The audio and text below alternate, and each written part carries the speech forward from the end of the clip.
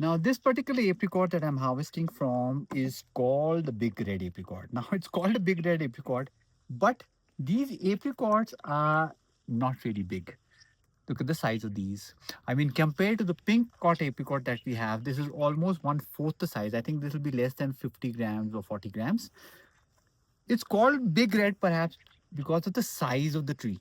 The tree is really big, as you can see behind me. This is really large. It's only 4 year old, just like the other trees that we have on the farm. But the fruit is really small. Small, but kind of good looking. It's got this reddish hue on one side and it's orange on the other. Red from one side, orange on the other. This is the big red. All the apricots that we have on the farm, including this big red that I'm harvesting from, are on a rootstock. And the rootstock is Myroplant 29C, a semi-vigorous rootstock, which means that this tree will not become very big.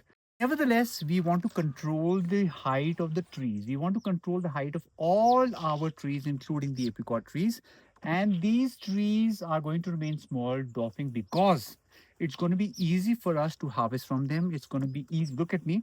I am harvesting. I don't need a ladder. I don't need to climb the tree. All that I need to do is reach out and pick the fruit easily. We also have these picking tours. Little children come and they harvest. They do these tours over here and pick the fruit. So all of them are easily accessible because we have an open center. There's nothing in the center of the tree. All these branches are radiating in different directions so that they become easily accessible, so that in the center there's good circulation of air and all these branches get good sunlight so that they get perfect color like this. So sun is very important, and that formation that we give this tree is what helps in getting that color. So the apricots, most of the apricots at least, are self-fertile, which means that they don't need cross-pollination for the fertilization of these fruits to happen. These fruits can fertilize, they can be produced without cross-pollination. But like I keep saying, for a good production, for a good quality fruit, cross-pollination is ideal. That is something that we should aim for all the time. We should have different varieties on the farm, and that takes care of cross-pollination. But apricots, they do not, like the cherries and the plums and apples and pears, they do not need a pollinizer. Yeah, I'm harvesting the big red almost around the 20th of June. So we'll call it a mid-harvest, mid-season variety of apricot. This is ready for harvest after Persia, after Hollycott, after Wondercott, and after uh, Pinkcott. Pinkcott and Big Red are the apricots that we harvest almost simultaneously. But look at the size. It's very small compared to the Pinkcott that we harvested just a while ago. So this is almost about 40 grams or 50 grams. We are going to measure it. But the pink cot is almost 130, sometimes 130 grams, and compared to the big red. So over here again, I am cherry picking the apricots. I am picking only the red ones, the ones which have this blush, this red blush on one side and it's orange on the other. These are the apricots. These are the fruits that I'm picking. I am leaving the ones which are sort of greenish like this one over here. I am leaving them be on the branch for them to ripen on the branch, and we're going to come to them in a couple of days. This one over here looks ready. It's absolutely ready. Look at the color on this. So if you look over here, this has nothing in the center. No branch, no central leader like you have on the apples and the pears. Nothing here at all. All these branches are radiating in different directions. This one towards the south, this one towards the east, this one behind me towards the west, and so on and so forth. All in different directions. The sun is going to beat down on these fruits, and there's going to be nice circulation of air over here. And of course, it's going to be very easy for us to come in and pick any fruit. So anybody can pick fruits over here, whether they are children, whether they are adults, because all these fruits are accessible because of the kind of formation we have given. Nothing in the center, all the branches radiating out at an angle of almost about 45 degrees from this trunk. So there's nothing in the center over here, and we can just come in to each branch and select the fruit that we want to harvest. This one looks good over here. Look at this. Look at the color. Deep red on one side and deep orange on the other.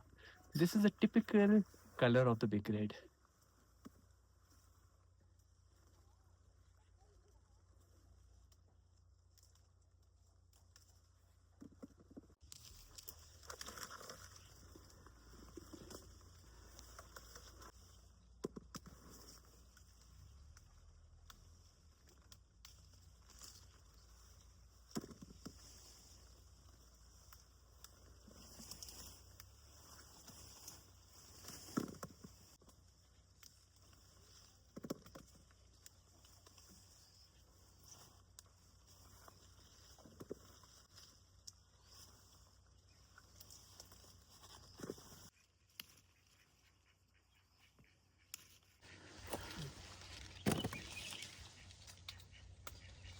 So we've taken almost about 15 kgs of this tree, but this tree still has a lot more. And this is all the unripe apricots we left on the tree to ripen.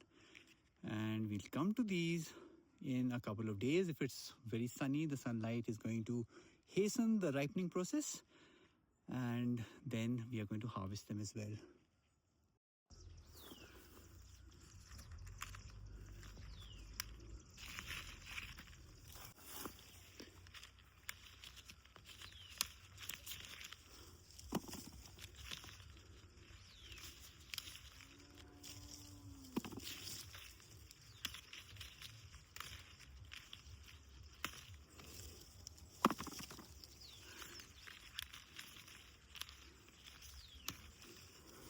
This is another big red tree, and this is also a very large tree. That's where it gets its name, Big Red. The fruit is small. The fruit is small, very small compared to the other pink cod, especially the pink cod variety that we have. But the tree is pretty large.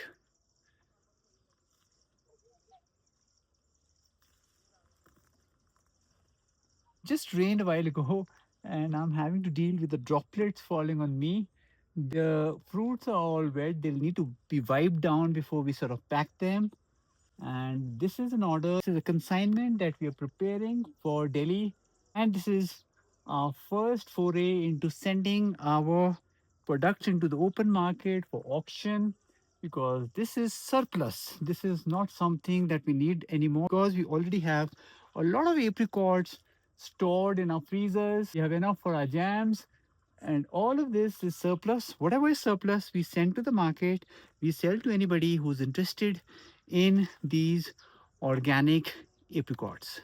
These are distinct in that they are deep red on one side and they are deep orange on the other.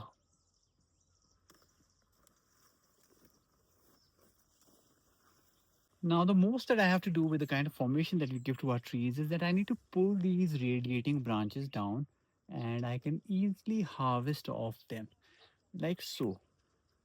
I don't need to climb the tree. I don't need a ladder. And most importantly, I don't need to hire any labor. I can do this myself. And if you ask me, it's pretty therapeutic picking these organic fruits from your trees. Okay, so I have left the others to ripen on the branches.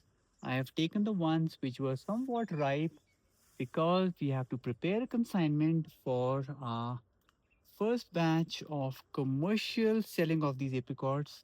They're going to be auctioned in the market, in an open market. And we're doing this because we have a surplus of apricots on our farm this year.